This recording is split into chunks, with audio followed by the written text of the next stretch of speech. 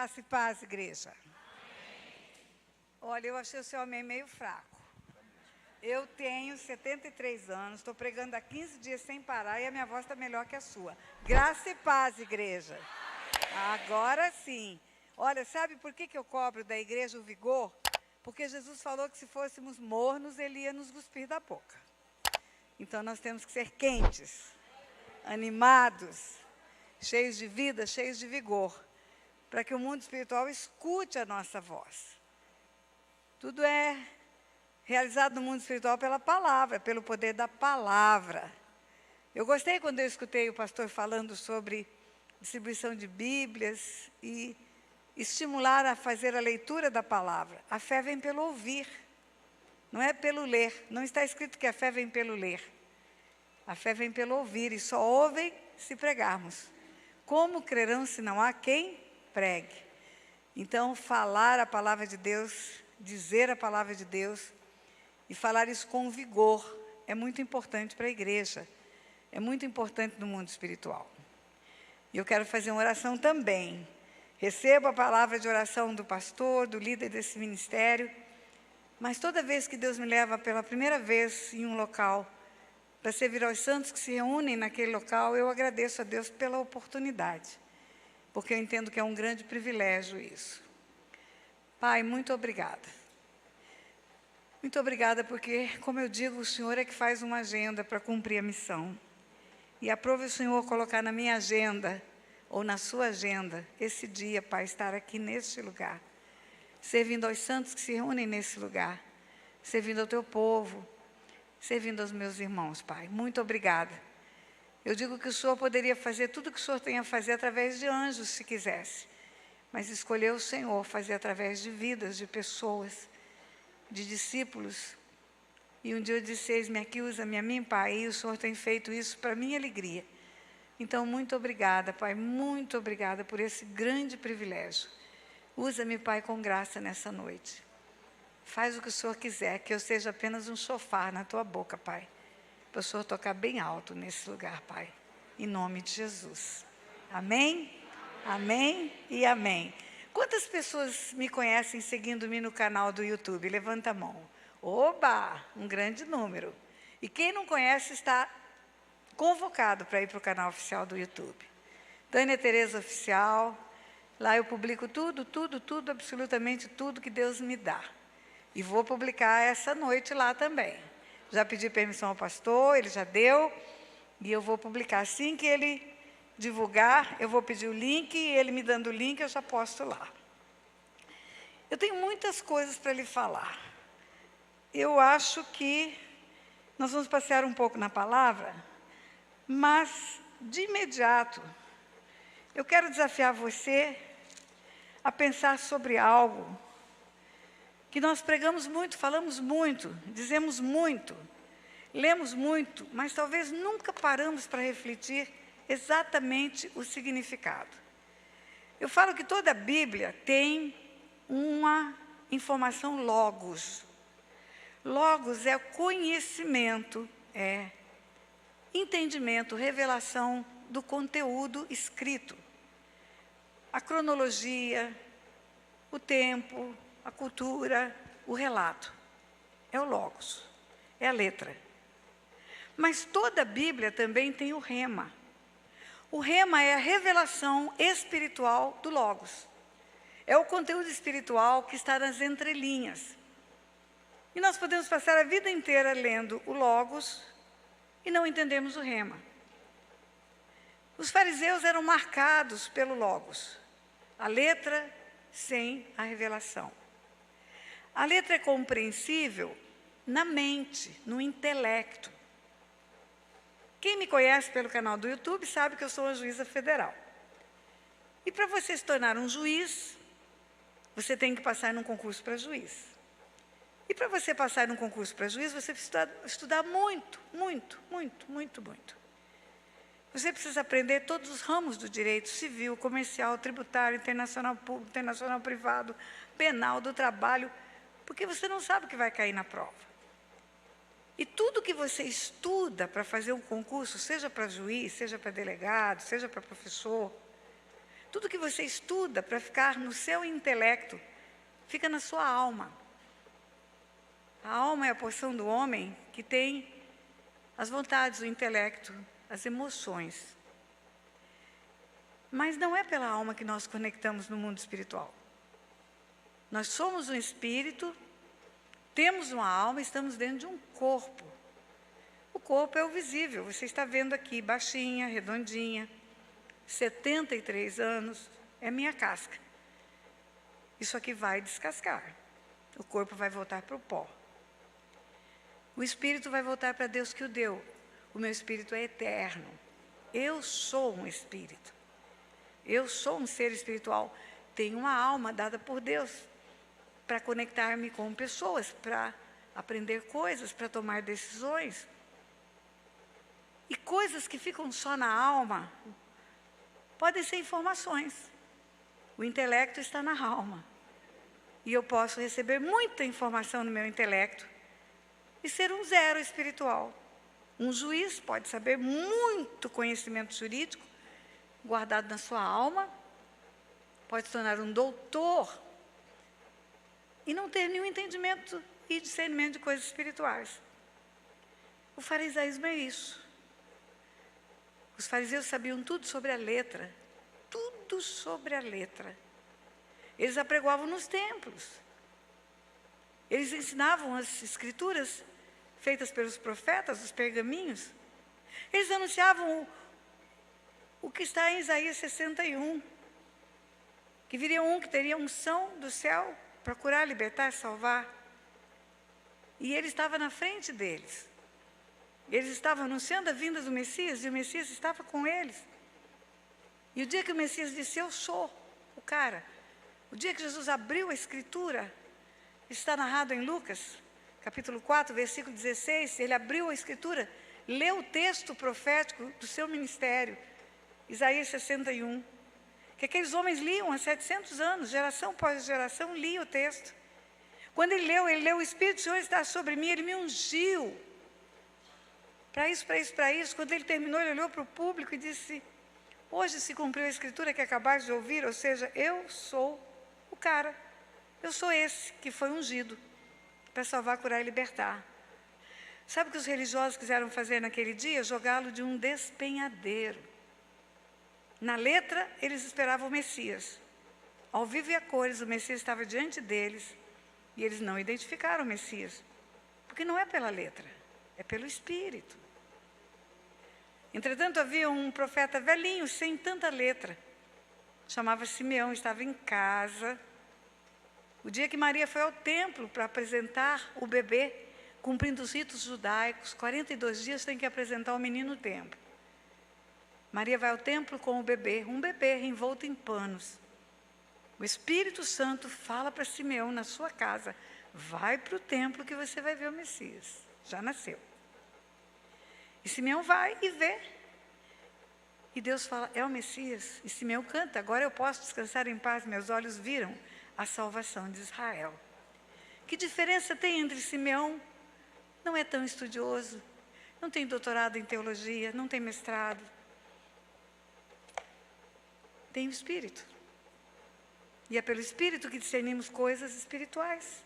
Não tem outro jeito. É só pelo Espírito. Então, muitas vezes, lemos um texto da Bíblia e é só letra para nós. É apenas um conteúdo de informação. Podemos virar doutores em teologia. Theo Deus, logos estudo, podemos tornar-nos doutores em estudo de Deus. E nunca termos ouvido a voz de Deus. Sabemos por ouvir falar, por estudar. Eu posso estudar tudo sobre Lampião e Maria Bonita, ir para a televisão, ganhar prêmios, como uma mulher chamada Aglai ganhou no passado. Tinha um programa chamado J. Silvestre, que dava prêmios para quem respondesse sem errar. E ela ficou meses respondendo sobre Lampião e Maria Bonita, ganhou prêmios fabulosos. Nunca sentou para tomar café com Lampião e Maria Bonita. E estudou Lampião e Maria Bonita. Nós podemos estudar tudo sobre Deus e nunca temos um relacionamento com Ele, intimidade com Ele, ouvir a voz dEle. E quando nós entendemos o rema da palavra, quando ela se torna viva e eficaz, E o rema é o verbo que se faz carne, vem e habita entre nós. É a palavra revelada. Parece que os nossos olhos espirituais se abrem. E nós podemos entender coisas espirituais como chaves espirituais que não entendíamos antes. Então, o texto que eu vou ler para você é conhecido demais seu. Nós vamos começar por ele. João capítulo 15. Eu sou a videira verdadeira. Meu pai é o agricultor. Todo ramo que estando em mim não der fruto, ele o corta. E todo que dá fruto, limpa, para que produza mais fruto ainda. Vós estás limpo pela palavra que vos tenho falado. Permanecei em mim e eu permanecerei em vós. Como não pode o ramo produzir fruto de si mesmo, se não permanecer na videira, assim nem vós o podeis dar, se não permanecerdes em mim. Eu sou a videira, vós os ramos. Quem permanece em mim ou nele, esse dá muito fruto, porque sem mim nada podeis fazer. Se alguém não permanecer em mim, será lançado fora, à semelhança do ramo, e secará. E o apanham, e lançam no fogo, e queimam. E o arrancam, e o lançam no fogo, e queimam. Quero ler outro texto. Mateus 22, parábola das bodas. De novo entrou Jesus a falar por parábolas, dizendo-lhes: o reino dos céus é semelhante a um rei que celebrou as bodas de seu filho. Então enviou os seus servos a chamar os convidados para as bodas, mas estes não quiseram vir. Enviou ainda outros servos com esta ordem, dizer aos convidados: eis que já preparei o meu banquete, os meus bois e cevados já foram batidos, tudo está pronto, vinde para as bodas. Eles, porém, não se importaram se foram um para o seu campo, outro para o seu negócio, outros, agarrando seus servos, os maltrataram e o mataram. O rei ficou irado e, enviando as suas tropas, exterminou aqueles assassinos e lhes incendiou a cidade. Então disse aos seus servos: está pronta a festa. Mas os convidados não eram dignos. E depois, para as encruzilhadas do caminho, e convidai para as bodas quantos encontrares. E saindo aqueles servos pelas estradas, reuniram todos os que encontraram, maus e bons. E a sala do banquete ficou repleta de convidados. Entrando, porém, o rei para ver os que estavam à mesa, notou ali um homem que não trazia veste nupcial. E perguntou-lhe: amigo, como entraste aqui sem veste nupcial? Como entraste? Como entraste aqui sem veste nupcial? E ele emudeceu. Então ordenou o rei aos serventes: amarrai-o de pés e mãos e lançai-o para fora, nas trevas. Como você entrou, agora vai ser lançado para fora, nas trevas. Ali haverá choro e ranger de dentes, porque muitos são chamados, mas poucos escolhidos. Qual é a coincidência desses dois textos? Estava em Cristo, não foi limpo, e não foi limpo, foi lançado fora para as trevas. É o primeiro texto de João 15. O segundo texto, entrou na sala do banquete, mas entrou sem vestes nupcial, e foi lançado fora para um lugar de trevas e ranger de dentes. Teve uma passagem pelo lugar onde deveria ter ficado. Então vamos lá. Estar em Cristo. Nós aprendemos tanto ao longo da nossa vida, e eu tenho formação de palavra aonde é Bíblia pura. Amo a denominação batista porque ela é firmada na palavra. Desde os 14 anos eu aprendi a palavra. Desde os 14 anos eu não negocio com heresia. Desde os 14 anos eu tenho uma paixão pela Bíblia, e o dia que o Senhor me chamou para pregar, Ele disse para mim: quem tem a minha palavra, pregue a minha palavra. Não é a minha palavra com o martelo que esmiuça a penha? Não tenha preocupação, fale a verdade. Eu costumo dizer que a palavra de Deus é como um leão. Você tem um leão dentro de uma jaula, você tira a chave, solta o leão, e você não precisa ajudar o leão a fazer nada. Ele faz o estrago que ele tem que fazer. Você só precisa soltar o leão, só isso. Se vão receber bem o leão, se não vão, se vai justificar ou não, nada disso importa. E se a palavra é o verbo que se fez carne e veio e habitou entre nós, e se o verbo é Jesus? E se Jesus é o leão da tribo de Judá? A palavra é o leão. Você só precisa soltar a palavra. Então, durante muitos anos da minha vida e da nossa vida, nós aprendemos que quem está em Cristo é nova criatura. Coisas velhas já passaram, tudo se fez novo, acabou, não tem mais problema. Você já está pronto, direto para ir para a vida eterna, passaporte carimbado, escritura e registro de imóvel da mansão celestial na mão. É só esperar. Aquele que está em Cristo é nova criatura, coisas velhas já passaram, tudo se fez novo. Aquele que está em Cristo, mas está escrito que aquele que está em Cristo precisa ser limpo. Jesus fala, aquele que está em mim, meu Pai, limpa. Aquele que está em mim, meu Pai, limpa. Então, o lugar de ser limpo é em Cristo. Antes de estar em Cristo, não pode ser limpo. Porque antes de estar em Cristo, está afundado num tremendal de lama. Antes de estar em Cristo, não tem como limpar. Tudo que Jesus conquistou na cruz, que é direito nosso, é nossa herança, cura, libertação, que vai nos produzir limpeza, só é possível em Cristo Jesus. Libertação é para crente. Vira para quem está ao teu lado e fala, libertação é para crente. Diga, é para crente. Diga, você é crente? Então, há a possibilidade de ser liberto. Na cruz, tudo foi ofertado. Tudo. Quando Jesus disse, está consumado, ele diz, eu fiz a minha parte. Na cruz, você tem possibilidade de salvação. Ele amou o mundo de tal maneira que deu o Filho para salvar o mundo. Todo aquele que nele crê não pereça, mas tenha vida eterna. Todos estão salvos? Não. Temos um contingente de quase 8 bilhões de pessoas sobre a face da terra.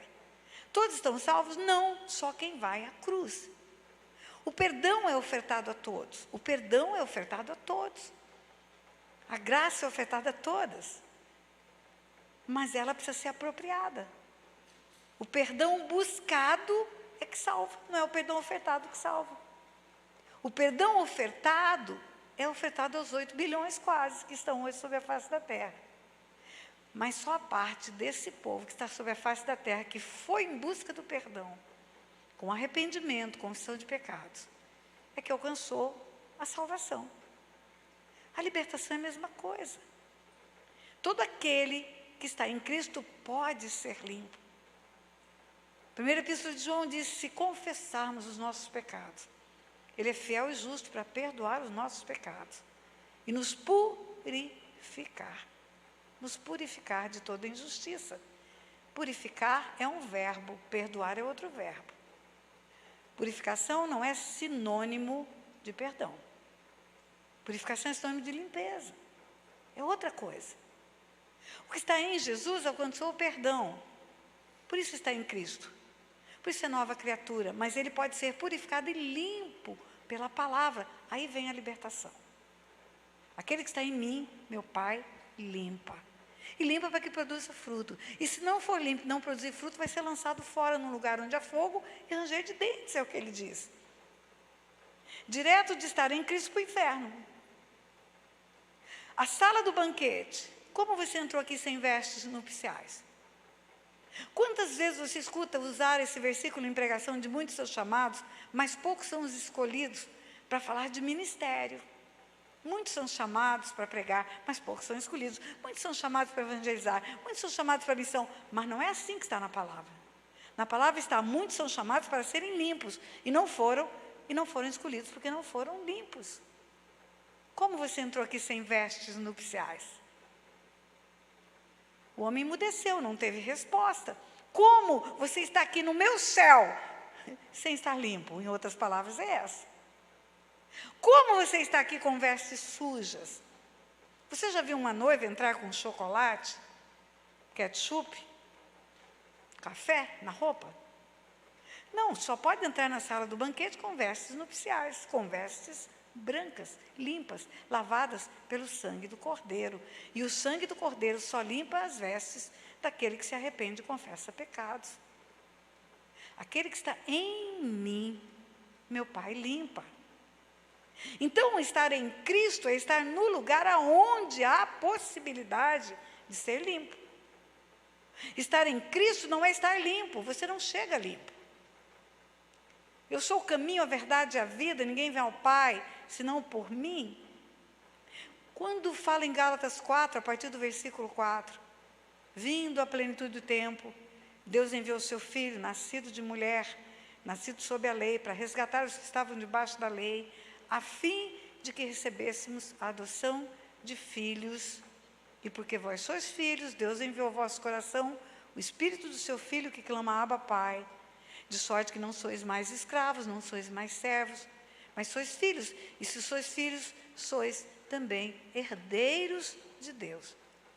Herdeiros de Deus. Quando você se torna filho, você recebe o DNA de volta.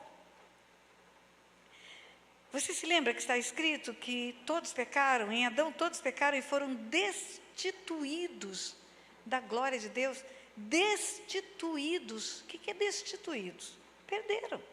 Já viu alguém destituído do cargo? Perdeu. Destituído do emprego? Perdeu. Todos tinham o DNA de serem filhos de Deus, imagem e semelhança de Deus. O DNA de Deus estava no homem. Perderam esse DNA. O pecado traz para eles o DNA de trevas. Não existe filho de Deus sem salvação, queridos. Você escuta por aí, todo mundo é filho de Deus, você que está me escutando em casa. Não, todo mundo não é filho de Deus, não, todo mundo é criatura, só criatura. Até porque Jesus diz, ide por todo mundo e pregai o evangelho a toda criatura. Quem crê e for batizado será salvo, quem não crê será condenado.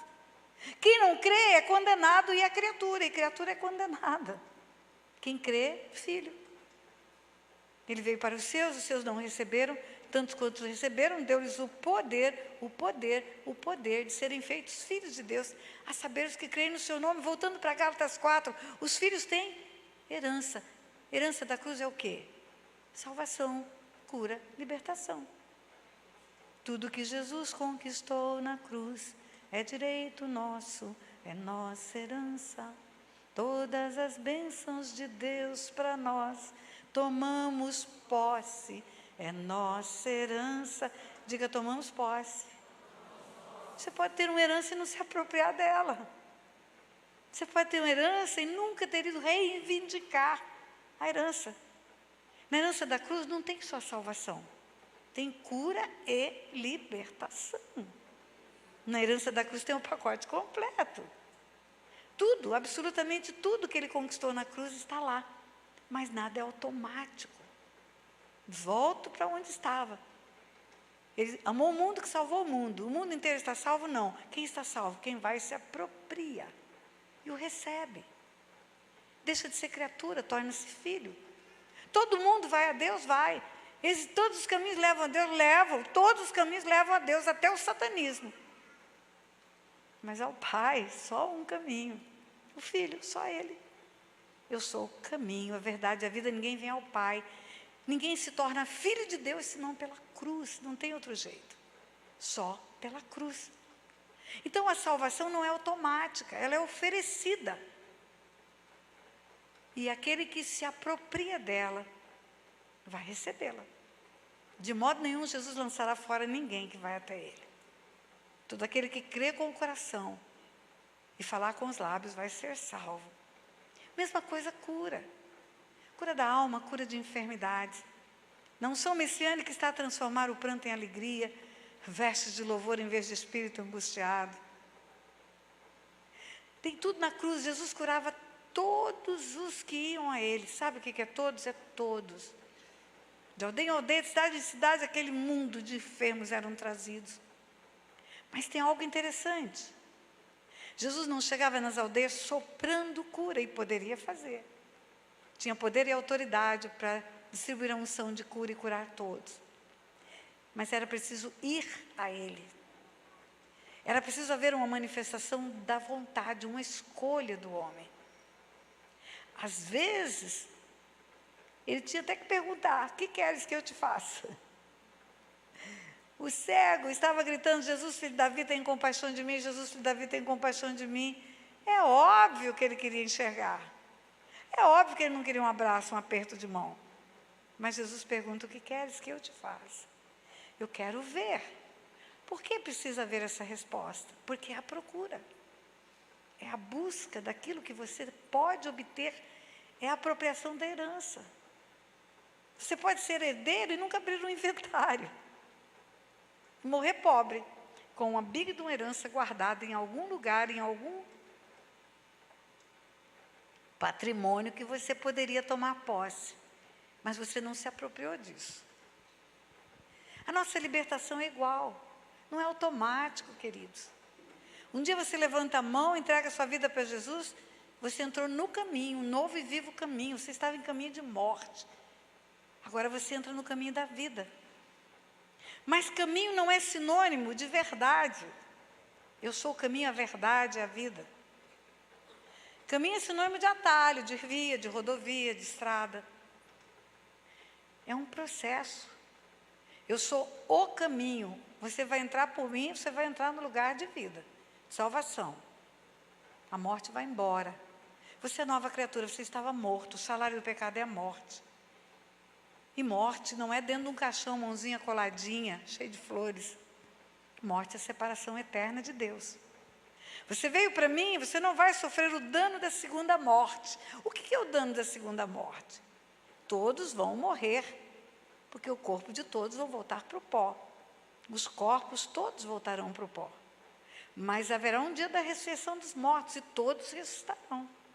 Uns para viver eternamente com Deus, porque escolheram o caminho da eternidade com Deus, que é a salvação, e outros que preferiram morrer como criaturas só, e vão ressuscitar para viver separados de Deus eternamente. É o dano da segunda morte. De novo, separação de Deus. Mas os que entregaram a vida para Jesus, vão reinar com Ele por toda a eternidade. Digno ao Cordeiro de abrir o livro, tirar o selo, porque foi morto. E com o seu sangue comprou povos de todas as raças, tribos e nações, e os constituiu reis e sacerdotes, e reinarão sobre a terra. Uma vida de reino que é nosso. O reino de Deus não é de Deus, é nosso. Ó, pequenino rebanho, ao vosso Pai se agradou vos dar o reino. Ouviremos: vinde benditos do meu Pai, para o reino que vos está preparado desde antes da fundação do mundo. É o nosso reino. Reinaremos com Ele por toda a eternidade, não teremos o dano da segunda morte, não haverá separação eterna. A escolha do homem da salvação define a vida eterna. No caminho, ele conhece a verdade. Acabamos de conhecer uma verdade. Quem está em Cristo não está limpo, está no lugar onde pode ser limpo. Isso é uma verdade, porque Jesus fala. Quando na Bíblia fala em Filipenses capítulo 2, sobre a humilhação de Jesus, de ir para a cruz, tornar-se servo, morrer no nosso lugar. Por causa disso, o Pai o exaltou sobremaneira, Ele deu um nome que é sobre todo nome, diante do qual todo joelho se dobrará e toda língua confessará que Jesus Cristo é o Senhor. O texto continua: portanto, desenvolvei a vossa salvação com temor e tremor, tornando-se inculpáveis no meio de uma geração que é perversa, que é corrupta, vai ser como luzeiro nesse mundo. Desenvolver a salvação significa que ela não chegou pronta. Você não se transformou em nova criatura, limpa, perfeita e acabada, o dia que entregou sua vida para Jesus. No caminho, você vai conhecer a verdade. E essa verdade é a palavra que te limpa, é a palavra que te liberta. É a palavra que vai mostrar para você, como uma radiografia, tudo que precisa mudar na sua vida. Quando você consegue aplicar essa palavra, não ser apenas um ouvinte, mas praticante dela, aí vem a vida, e é a vida abundante que Jesus fala. Quando Jesus fala: o ladrão não vem senão somente para matar, roubar e destruir, mas eu vim para que tenham vida e a tenham em abundância.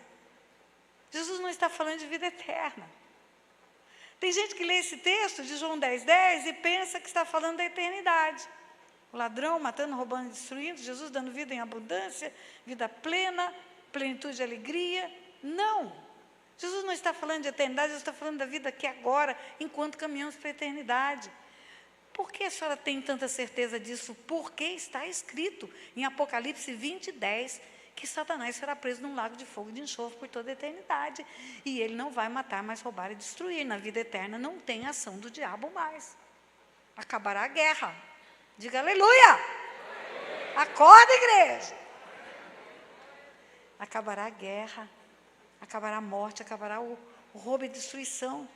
Morte, roubo e destruição é por enquanto estamos caminhando.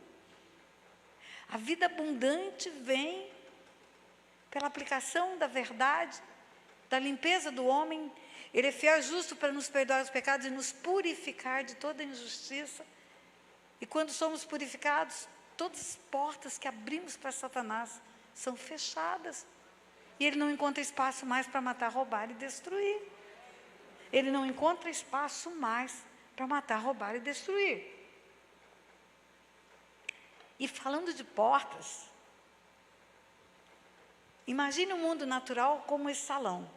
Imagine o mundo espiritual como o resto do universo. Para você entrar aqui, você passou por uma porta. É uma pequena parte retangular que te dá acesso a um grande espaço.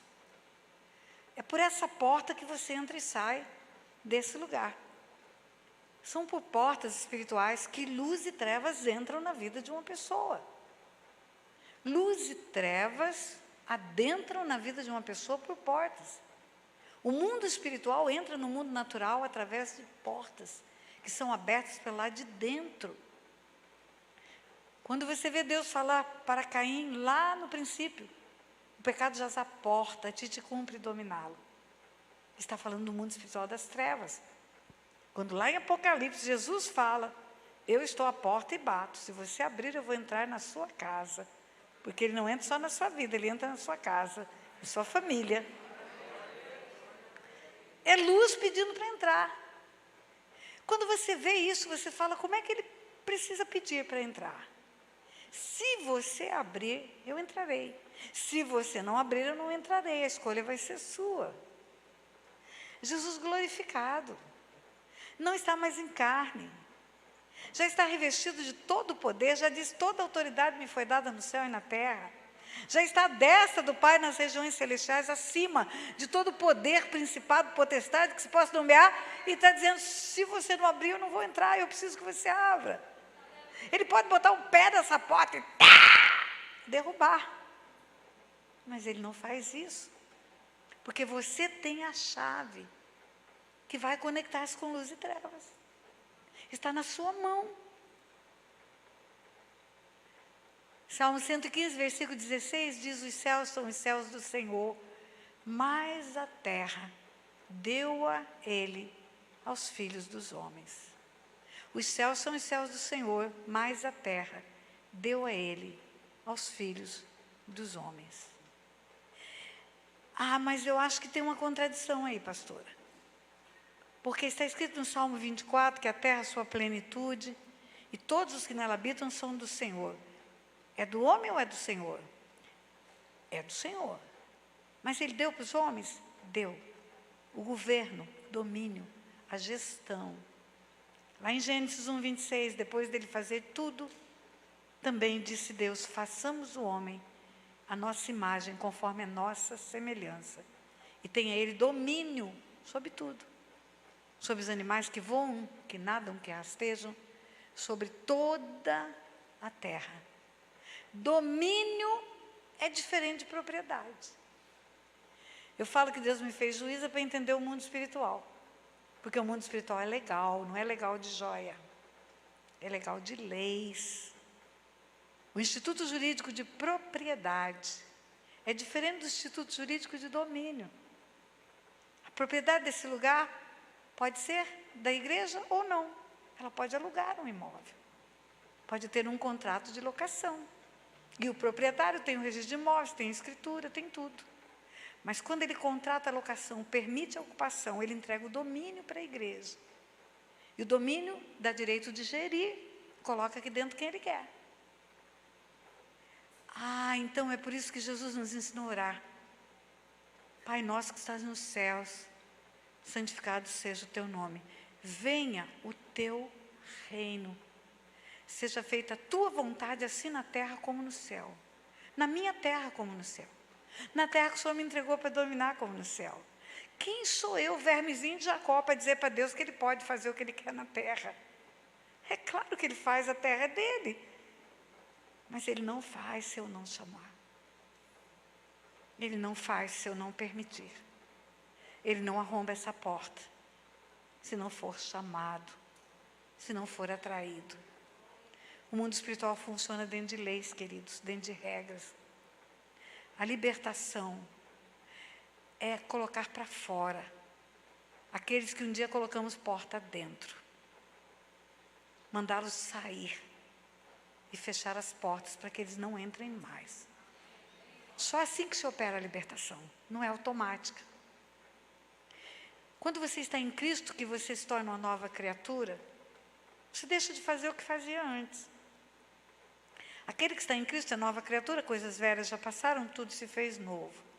O que furtava não furta mais, o que adulterava não adultera mais, o que mentia não mente mais. Você é nova criatura por isso. Você não produz mais o mesmo mal que produzia. Mas o mal que você produziu abriu portas. E por essas portas adentraram seres espirituais que matam, roubam e destroem. E eles não saem automaticamente porque você levanta a mão um dia e fala, sou nova criatura. Sabe por que eles não saem? Porque a natureza deles é a rebelião. A natureza deles é a maldade. Eles não saíram do céu sem ter uma guerra. Houve uma peleja no céu. Anjos formados pelo louvor da glória de Deus tornaram-se demônios pela rebelião. A diferença entre um anjo e um demônio é só a rebelião. É a mesma criatura. Formado por Deus para ser da luz, mas transformaram-se em trevas. Eles não tinham luz própria. Ninguém tem luz própria. Só Deus. Quando Moisés subiu ao monte, ficou 40 dias lá para receber as tábuas da lei, voltou, o rosto de Moisés brilhava. Teve que colocar um véu. Por quê? Moisés tinha luz própria? Não, porque a luz de Deus resplandecia nele. Foi esvanecendo à medida que passou o tempo. Os anjos de luz não tinham luz própria. A luz era a luz de Deus que refletia neles. Quando foram expulsos do céu, perderam a luz. Transformaram-se em trevas. Como soldados treinados para serem do bem, do BOP, do FBI, do CSI. E tornam-se reis do tráfico. Converte-se para as trevas. Assim são os anjos caídos, viraram demônios. Foram rebeldes, desobedeceram, queriam ser como Deus, até hoje querem ser como Deus. Onde eles chegam, eles fingem que são Deus. Mas são criaturas caídas. Mas o que eu quero dizer é que não saíram da presença de Deus sem serem expulsos. E só é expulso quem é convidado para sair, não sai. Você convida para sair, ele não sai, você tem que expulsar. Quando Satanás encontrou-se com Jesus na terra, e só foi permitido a Jesus encontrar-se com o diabo depois do batismo. Depois do cumprimento da profecia de Isaías 61. Quando veio o Espírito lá no batismo, e o Pai disse, esse é o meu Filho amado em quem me comprazo. A Trindade se manifesta na terra, Pai, Filho e Espírito Santo. A autoridade veio do céu para a terra, a autoridade que foi dada ao homem lá no Éden. O homem tinha autoridade para expulsar demônio quando foi criado. Porque o anjo de luz já tinha sido expulso do céu. Por que Deus falou para Adão guardar o jardim? Por que você guarda seu carro, suas joias, seu dinheiro? Porque tem ladrão. O ladrão já tinha vindo para a terra. Por isso o homem formado por Deus em imagem e semelhança de Deus, perfeito, tinha autoridade espiritual. Mas não usou autoridade, negligenciou. Por conta disso, perdeu. O inimigo entrou no jardim, ele não expulsou, o inimigo conversou com a mulher dele, ele não fez nada. A mulher contou que o inimigo induziu ao pecado e ele não fez nada de novo e Deus tirou a autoridade da terra. E você não vai ver no Velho Testamento inteiro absolutamente ninguém exercer autoridade espiritual. Você vai ver Deus dizendo, eu repreenderei o devorador. Você vai ver o profeta dizendo que o Senhor escolheu Jerusalém e repreenda Satanás. Você vai ver Davi dedilhando um instrumento e o Espírito Santo de Deus vem e o demônio que está em Saul se afasta. Mas você não vai ver a autoridade, sai. Lá no Jordão, na hora do batismo, quando a Trindade se junta na terra, Pai, Filho e Espírito Santo, a autoridade volta. Dali em diante foi permitido a Jesus encontrar-se com Satanás.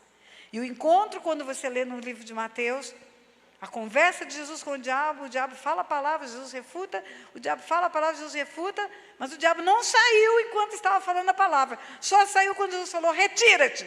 Aí saiu. Primeira vez que a autoridade espiritual é exercida na terra. Ele só sai quando ele é expulso, queridos.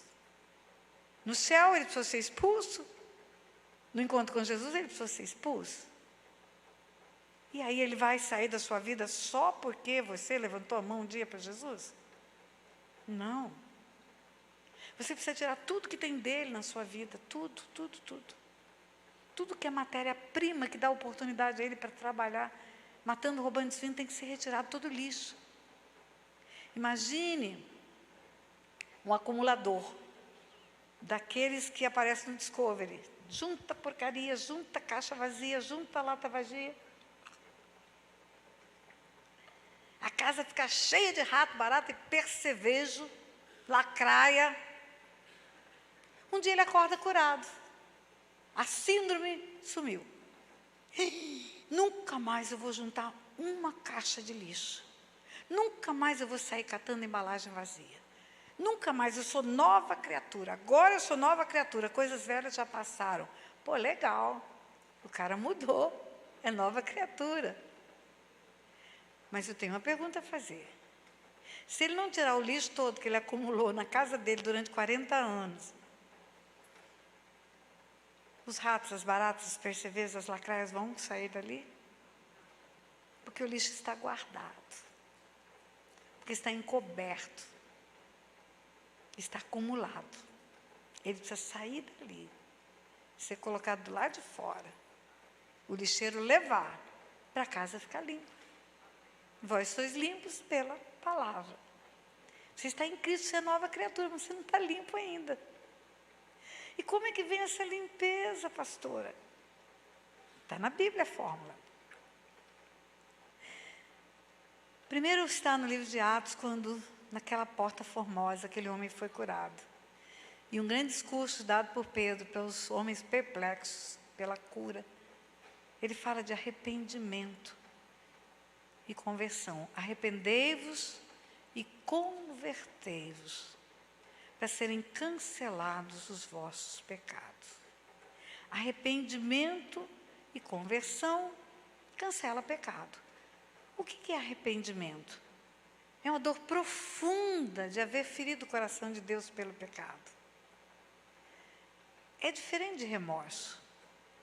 Arrependimento por haver ferido o coração de Deus. Pequei contra o Senhor.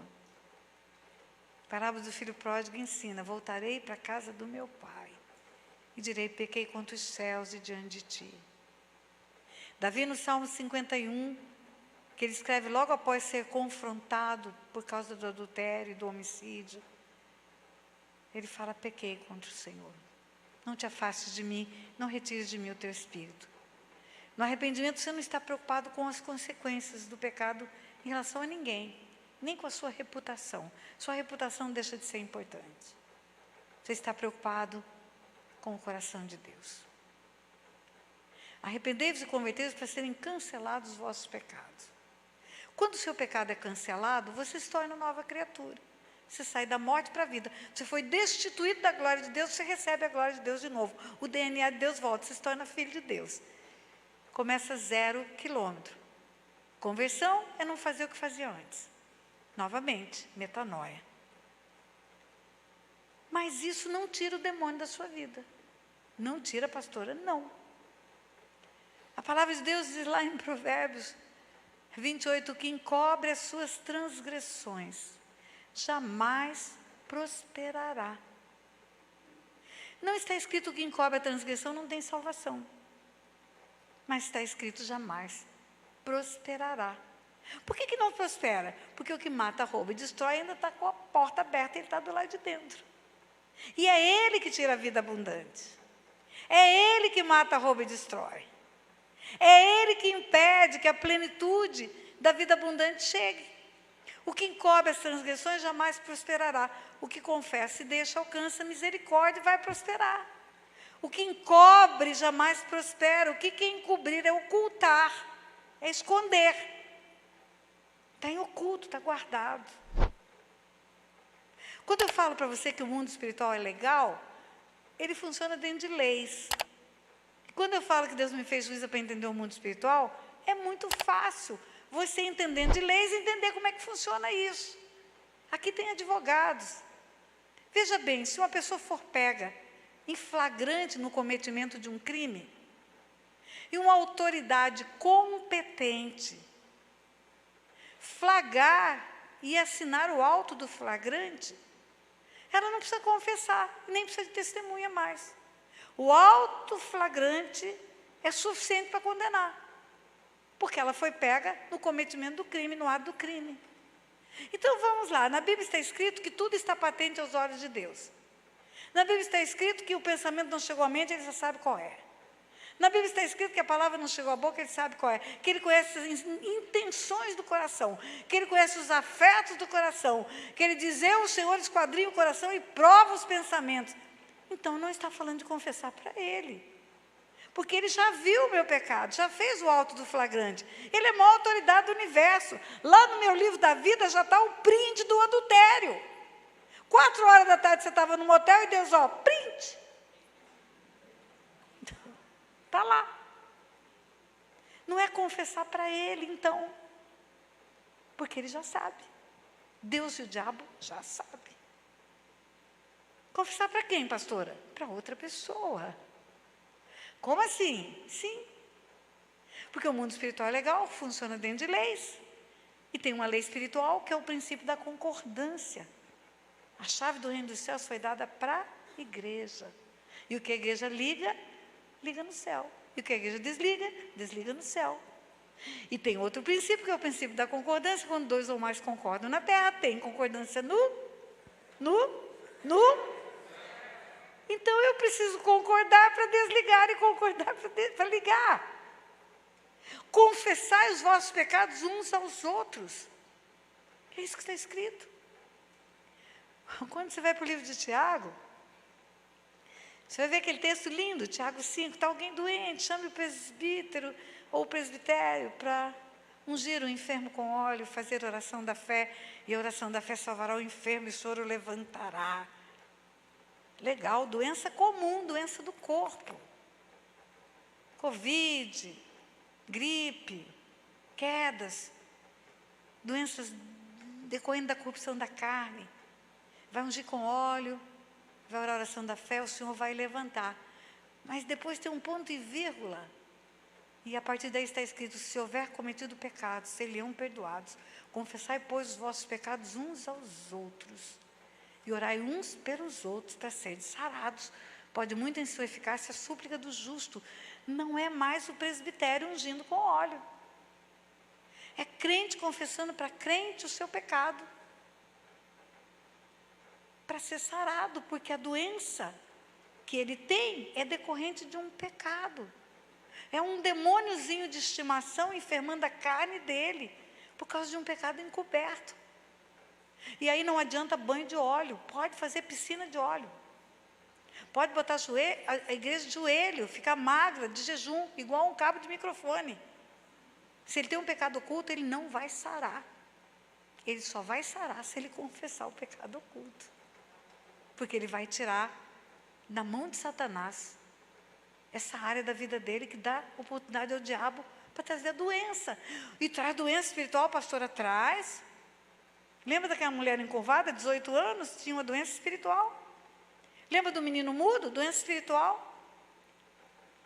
Lembra de um homem que estava no tanque de Betesda e depois Jesus encontra com ele e fala, vai, não peca mais para que não te suceda coisa pior? Enfermidade espiritual, tem enfermidade física. Remédio, tratamento, trata naturalmente o que é natural. Tem enfermidade emocional. Perdeu a família no Covid, tem úlcera gástrica. Perdeu o casamento, tem câncer. Mas tem doença espiritual. Doenças pneumossomáticas. Demônio adoecendo gente por causa de pecado encoberto.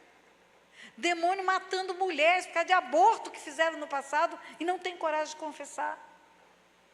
Demônio matando filhos que nascem no ventre onde houve aborto. Você pensa que aborto é uma coisa sem importância? Escute meu vídeo sobre aborto. Eu tenho um curso online, eu liberei a aula 9 do curso online, que é a aula sobre aborto, está lá no meu canal do YouTube. Consequências espirituais do aborto. O aborto mata a pessoa que abortou, mata a pessoa que acompanhou no aborto, mata a pessoa que financiou o aborto, mata quem escutou falar que ia fazer aborto e não desaconselhou, mata a criança que é gerada no ventre onde já houve aborto, mata a sexualidade das pessoas. Tem homem impotente sexual por causa de aborto. Sabe por quê? Porque concordou com a morte do seu primogênito. Geralmente os abortos são os primeiros filhos. Doenças espirituais. O homem pode estar impotente por uma doença espiritual, porque concordou que o seu primogênito fosse levado para a morte. Sabe como é chamado o primogênito na Bíblia? Salmo 138, Salmo 136, Gênesis. É chamado de primícias da virilidade. Quando Jacó chama os seus filhos para abençoar, ele fala: Rúben, tu és a primícia do meu vigor, é o primogênito. Quando no Salmo 78, o salmista fala sobre Deus matando os primogênitos no Egito, ele fala: Deus feriu as primícias da virilidade daquele povo. Primogênito é primícia do vigor. Aí o rapaz é novo, engravida a moça e concorda que ela aborte o seu primogênito, que entregue para a morte as primícias do seu vigor.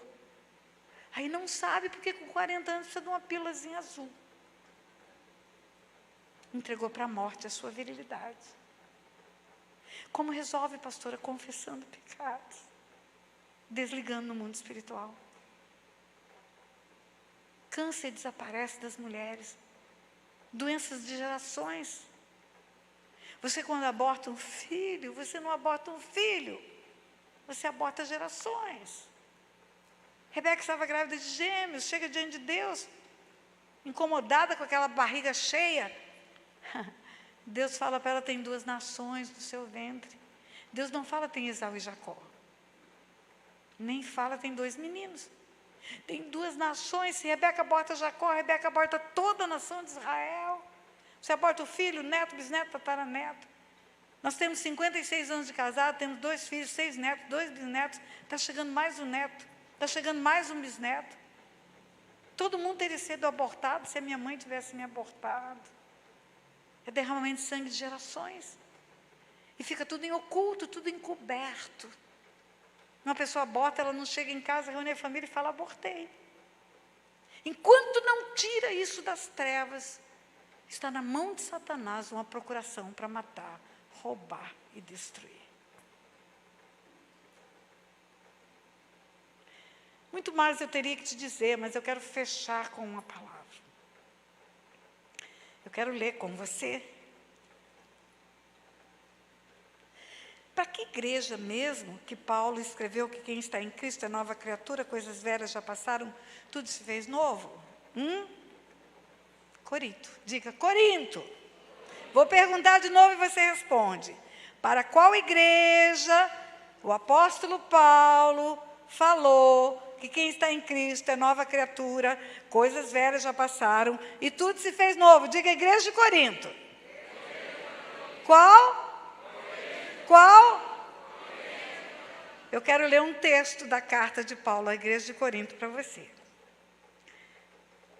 Primeira epístola de Paulo a Coríntios, capítulo 5.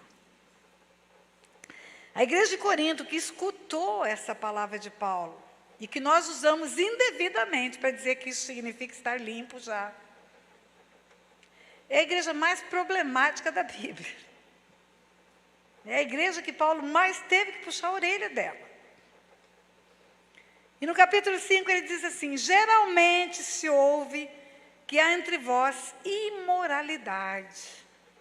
Imoralidade tal como nem mesmo entre os gentios Isto é, haver quem se atreva a possuir a mulher do seu próprio pai.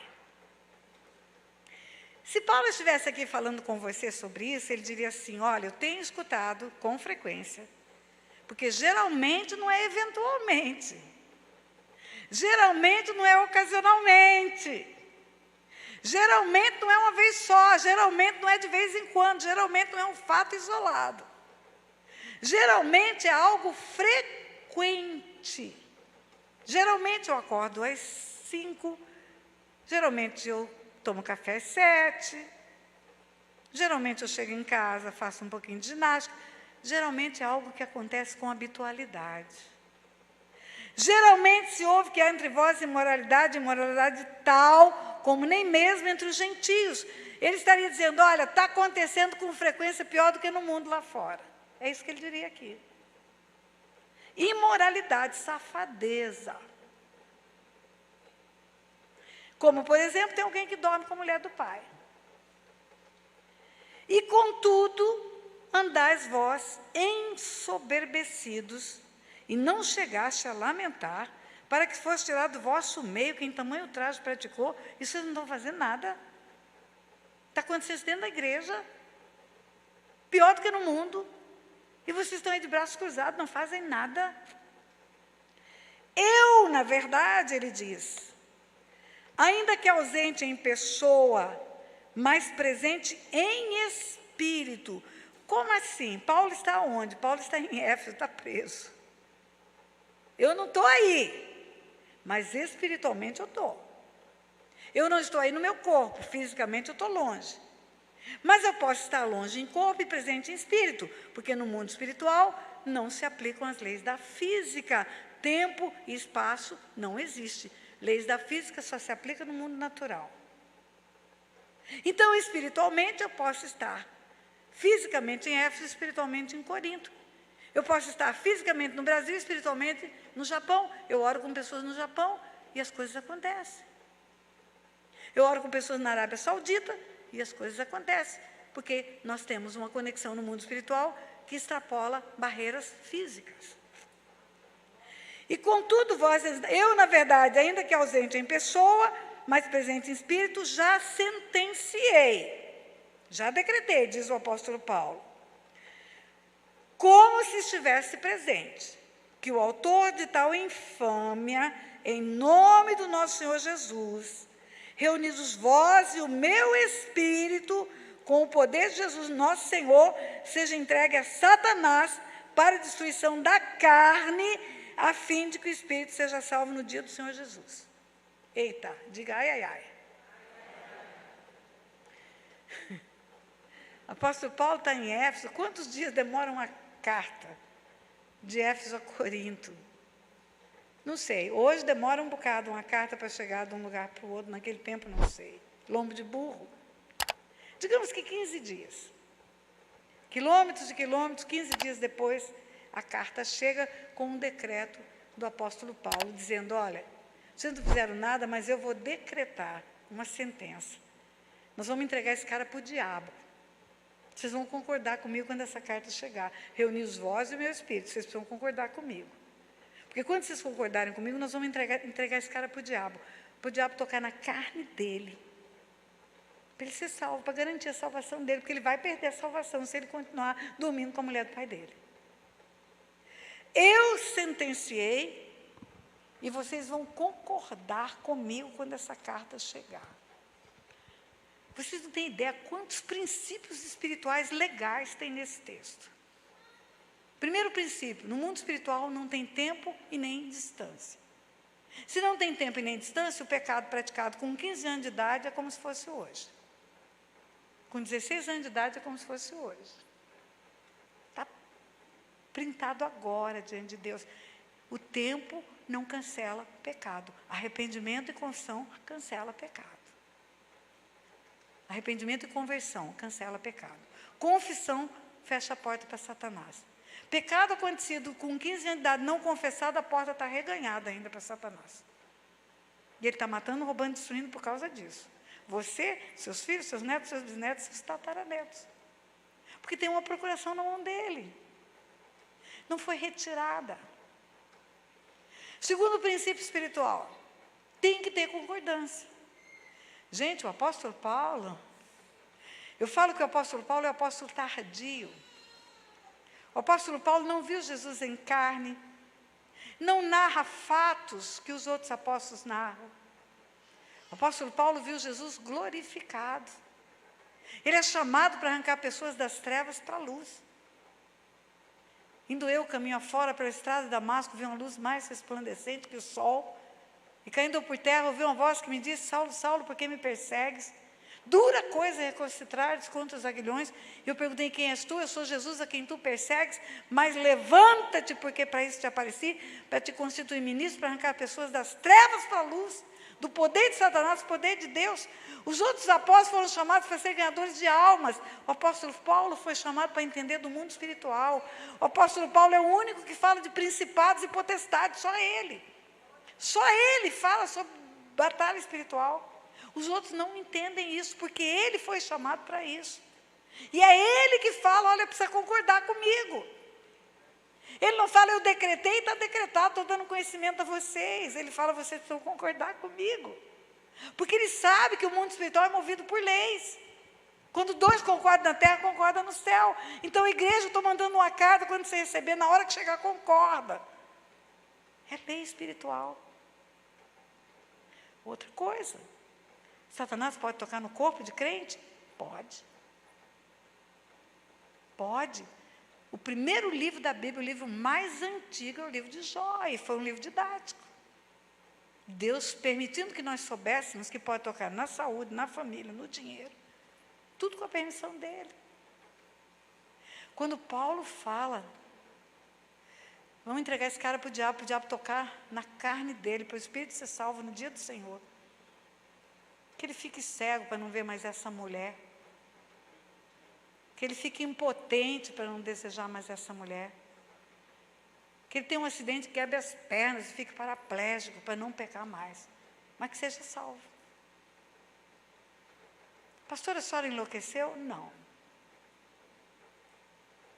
O dia que Deus me ensinou a respeito disso, eu estava num SILC. SILC é um seminário intensivo de libertação e cura. Realizamos a edição de número 66 agora, pessoas do Brasil inteiro, de outras nações, tinha gente da Alemanha. Estavam lá para aprender cura e libertação para serem libertos. Crentes sendo libertos. Primeira vez que Deus me deu esse versículo, esse texto, eu estava num SILC de um rapaz paraplégico, numa cadeira de rodas. Quando terminou a aula, ele veio e encostou na minha frente. Ele falou: pastor, eu entendi hoje o que aconteceu comigo. Desde que eu nasci, pela história familiar, pela promiscuidade dos meus pais, dos meus avós, dos meus bisavós, porque herança espiritual existe. Eu tinha uma perseguição espiritual de pedofilia. Eu sonhava que eu tinha sexo com crianças. Eu desejava crianças, eu fazia planos de imaginação de estar com crianças. Mas eu nunca toquei numa criança. Era uma perseguição espiritual, era algo assim que eu não conseguia conter. Eu orava, jejuava, nunca contei para ninguém. E um dia, minha irmã me liga, meu sobrinho tinha 9 anos de idade. Minha irmã me liga, ia fazer um curso fora de Brasília, me pediu para passar o fim de semana com meu sobrinho, só eu e ele, enquanto ela ia fazer o curso em outro lugar. E naquele momento comecei a ter ideias malignas de tocar no meu sobrinho. Comecei a fazer planos. E aí, quando minha irmã saiu da casa, ia sair, me ligou: pode vir, eu estou saindo. Eu peguei um ônibus. E antes de chegar na casa, houve um acidente.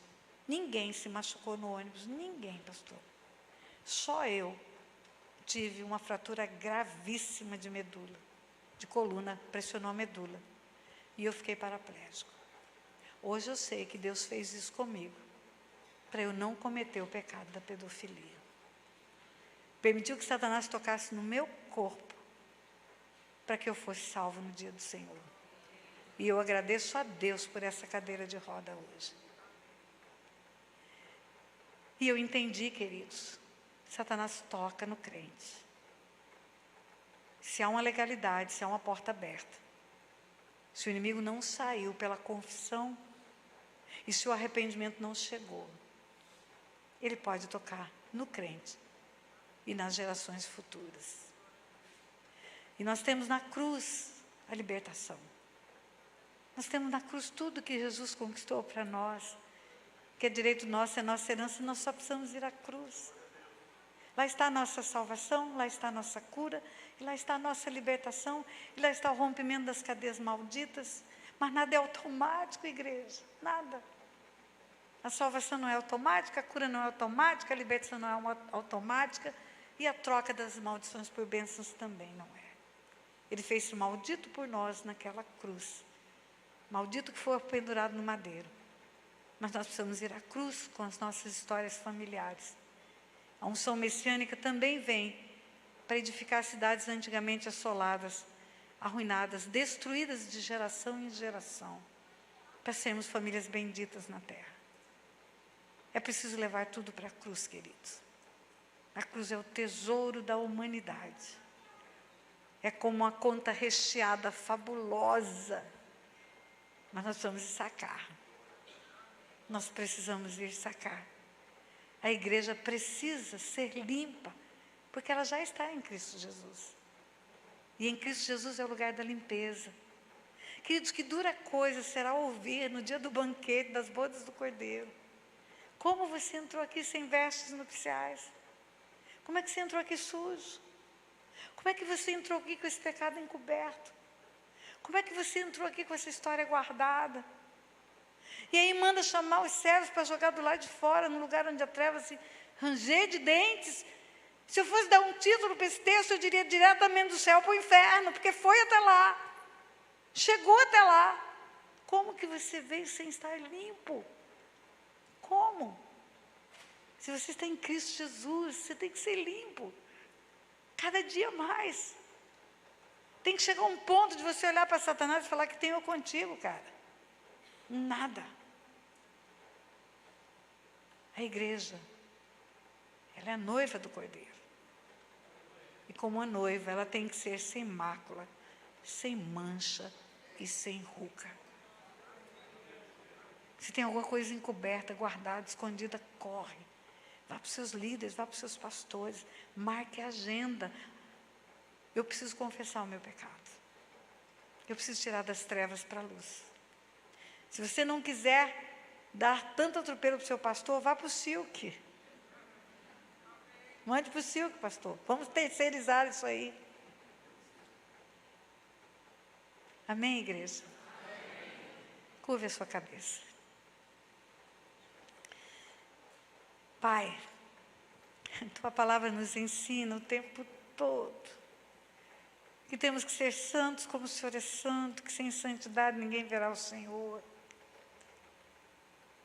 Em Apocalipse tem tanta exortação para arrependimento. Arrependa-te, arrependa-te, arrependa-te.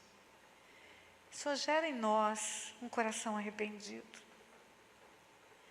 Quando João Batista começa a caminhar para anunciar a vinda do Messias, ele fala: arrependei-vos, porque o reino dos céus está próximo. Quando Jesus começa a pregar, ele diz: arrependei-vos, porque o reino dos céus está próximo. Gera em nós, Pai, pelo Teu Espírito, o convencimento do pecado, da justiça e do juízo.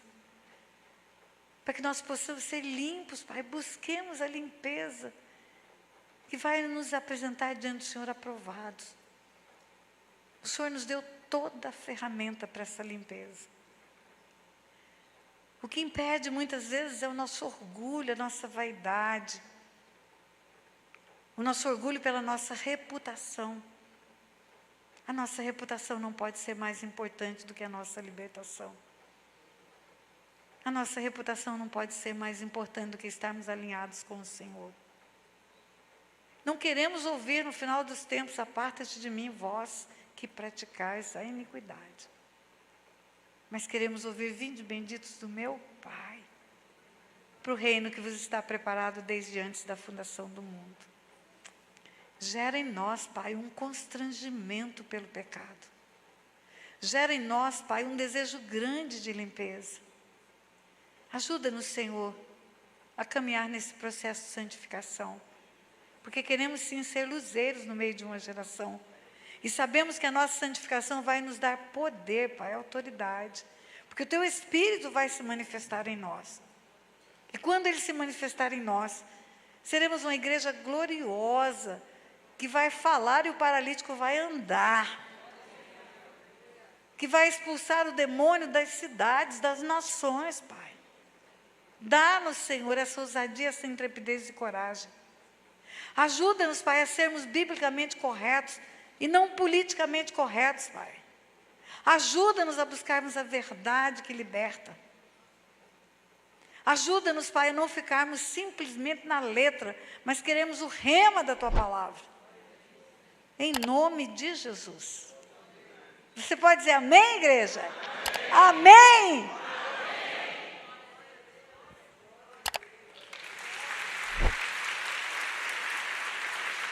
Graça e paz.